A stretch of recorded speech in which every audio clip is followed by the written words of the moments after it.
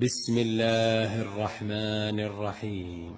الحمد لله الذي أنزل على عبده الكتاب ولم يجعل له عوجا قيما لينذر بأسا شديدا من لدنه ويبشر المؤمنين الذين يعملون الصالحات أن لهم أجرا حسنا ماكثين فيه أبدا وينذر الذين قالوا اتخذ الله ولدا ما لهم به من علم ولا لآبائهم كبرت كلمة تخرج من أفواههم إن يقولون إلا كذبا فلعلك باخع نفسك على آثارهم إن لم يؤمنوا بهذا الحديث أسفا إنا جعلنا ما على الأرض زينة لها لنبلوهم أيهم أحسن عملا وإنا لجاعلون ما عليها صعيدا جرزا أم حسبت أن أصحاب الكهف والرقيم كانوا من آياتنا عجبا إذ أوى الفتية إلى الكهف فقالوا ربنا آتنا من لدنك رحمة وهيئ لنا من أمرنا رشدا فضربنا على آذانهم في الكهف سنين عددا ثم بعثناهم لنعلم أي الحزبين أحصى لما لبثوا أمدا نحن نقص عليك نبأهم بالحق إنهم فتية آمنوا بربهم وزدناهم هدى وربطنا على قلوبهم إذ قاموا فقالوا ربنا رب السماوات والأرض لن ندعو من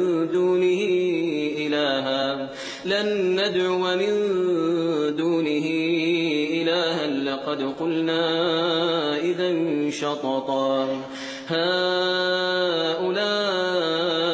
قومنا اتخذوا من دونه آلهة لولا يأتون عليهم بسلطان بين فمن أظلم ممن افترى على الله كذبا وإذ اعتزلتموهم وما يعبدون إلا الله فأووا إلى الكهف ينشر لكم ربكم من رحمته ويهيئ لكم من أمركم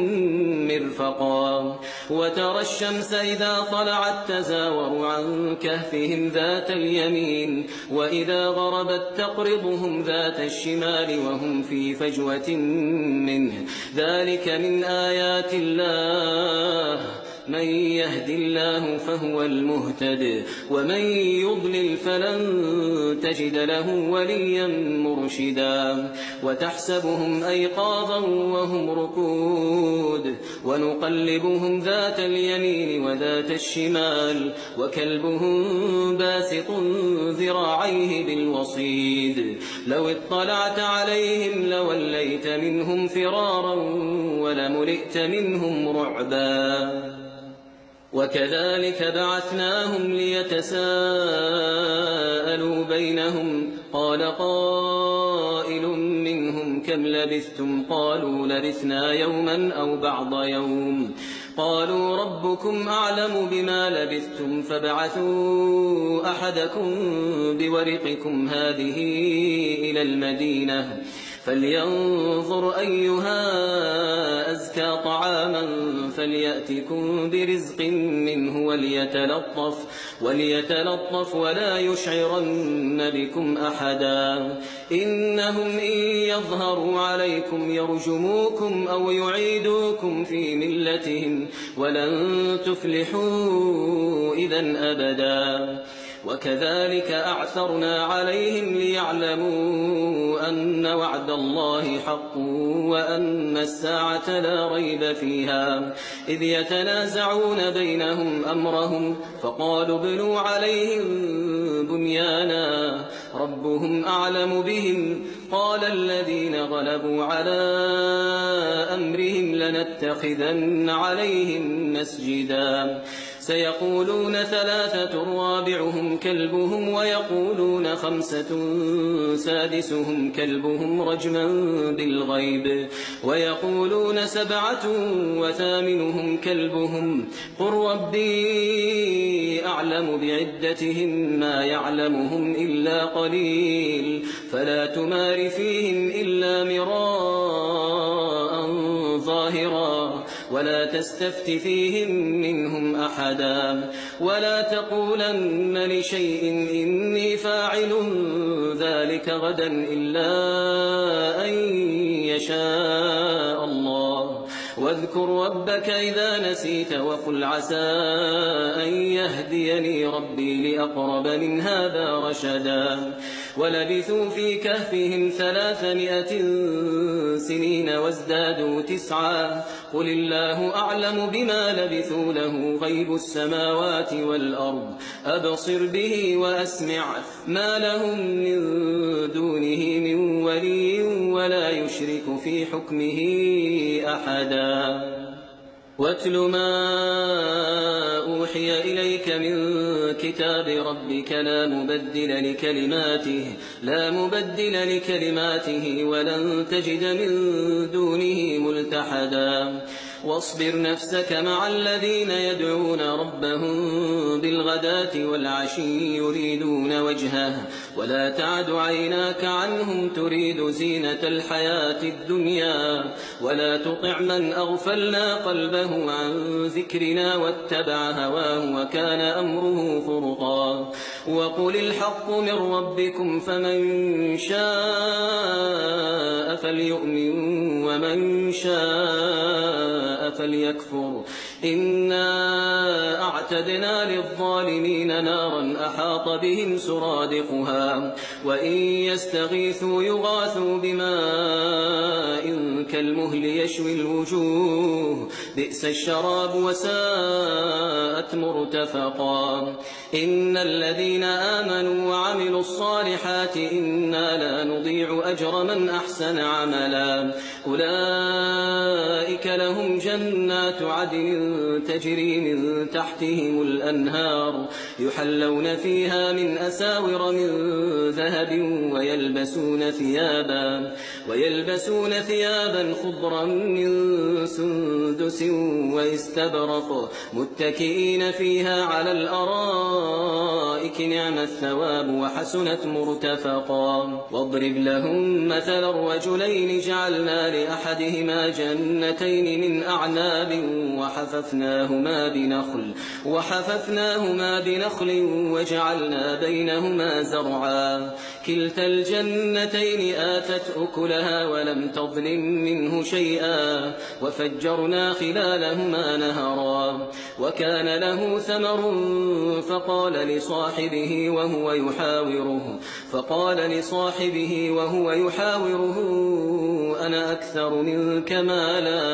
أنا أكثر منك مالا وأعز نفرا ودخل جنته وهو ظالم لنفسه قال ما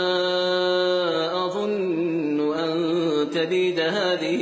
أبدا وما أظن الساعة قائمة ولئن رددت إلى ربي لأجدن خيرا منها منقلبا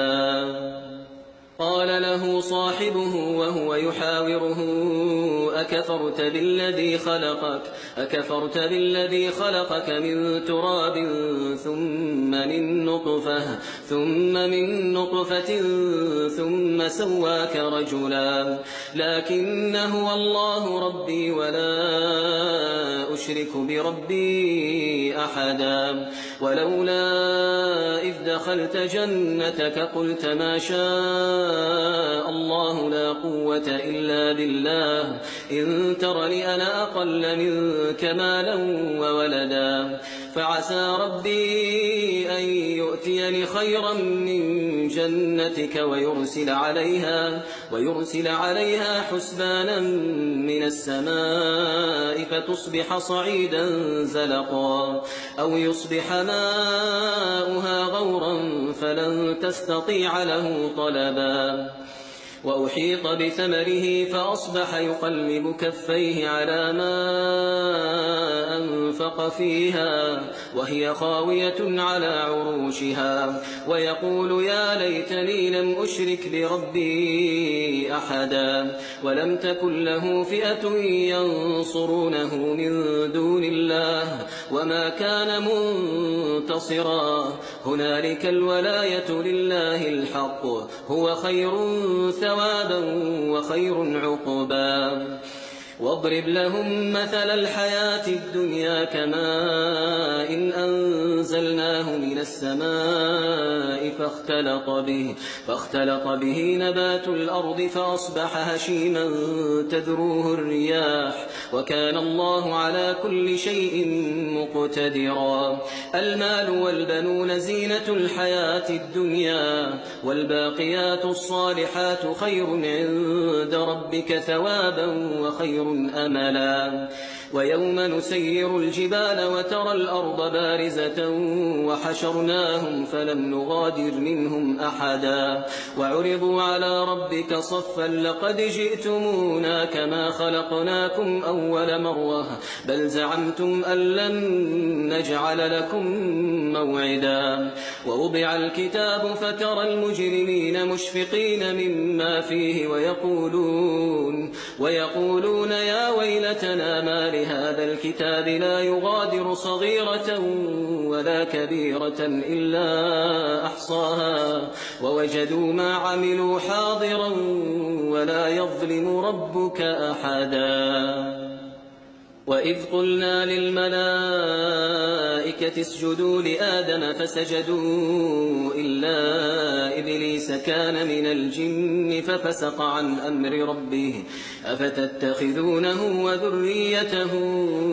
أولياء من دوني وهم لكم عدو بئس للظالمين بدلا ما أشهدتهم خلق السماوات والأرض ولا خلق أنفسهم وما كنت متخذ المضلين عضدا ويوم يقول نادوا شركائي الذين زعمتم فدعوهم فلم يستجيبوا لهم وجعلنا بينهم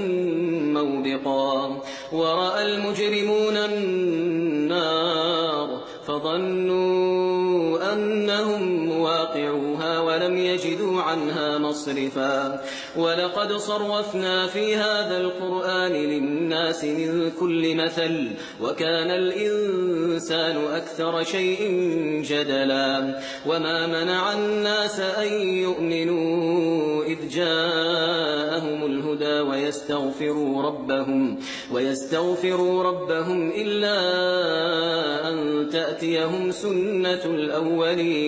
إلا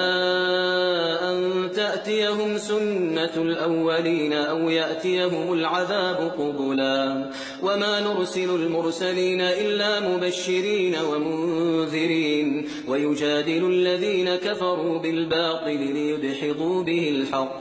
واتخذوا آياتي وما أنذروا هزوا ومن أظلم ممن ذكر بآيات ربه فأعرض عنها ونسي ما قدمت يداه إنا جعلنا على قلوبهم أكنة أن يفقهوه وفي آذانهم وقرا وإن تدعوهم إلى الهدى فلن يهتدوا إذا أبدا وربك الغفور ذو الرحمة لو يؤاخذهم بما كسبوا لعجل لهم العذاب بل لهم موعد لن يجدوا من دونه موئلا وتلك القرى أهلكناهم لما ظلموا وجعلنا لمهلكهم موعدا وإذ قال موسى لفتاه لا أبرح حتى أبلغ مجمع البحرين أو أمضي حقبا فلما بلغا مجمع بينهما نسيا حوتهما فاتخذ سبيله في البحر سربا فلما جاوزا قال لفتاه آتنا غداءنا لقد لقينا من سفرنا هذا نصبا قال أرأيت إذ أوينا إلى الصخرة فإني نسيت الحوت وما أنسانيه إلا الشيطان أن أذكره واتخذ سبيله في البحر عجبا قال ذلك ما كنا نبغي فارتدا على آثارهما قصصا فوجدا عبدا من عبادنا آتيناه رحمة من عندنا وعلمناه من لدنا علما قال له موسى هل أتبعك على أن تعلمني مما علمت رشدا قال إنك لن تستطيع معي صبرا وكيف تصبر على ما لم تحط به خبرا قال ستجدني إن شاء الله صابرا ولا أعصي لك أمرا قال فإن اتبعتني فلا تسألني عن شيء حتى أحدث لك منه ذكرا فانطلقا حتى إذا ركبا في السفينة خرقها قال أخرقتها لتغرق أهلها لقد جئت شيئا إمرا قال ألم أقل إنك لن تستطيع معي صبرا قال لا تؤاخذني بما نسيت ولا ترهقني من أمري عسرا فانطلقا حتى إذا لقيا غلاما فقتله قال أقتلت نفسا زكية بغير نفس لقد جئت شيئا نكرا قال ألم أقل لك إنك لن تستطيع معي صبرا قال إن سألتك عن شيء بعدها فلا تصاحبني قد بلغت من لدني عذرا فانطلقا حتى إذا أتيا أهل قرية استطعما أهلها فأبوا أن يضيفوهما فوجدا فيها جدارا يريد أن ينقض فأقامه قال لو شئت لاتخذت عليه أجرا قال هذا فراق بيني وبينك سأنبئك بتأويل ما لم تستطع عليه صبرا أما السفينة فكانت لمساكين يعملون في البحر فأردت أن أعيبها وكان وراءهم ملك يأخذ كل سفينة غصبا وأما الغلام فكان أبواه مؤمنين فخشينا أن يرهقهما طغيانا وكفرا فأردنا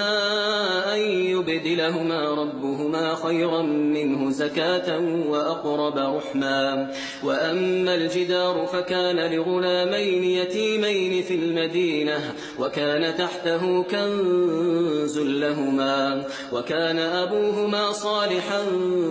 فأراد ربك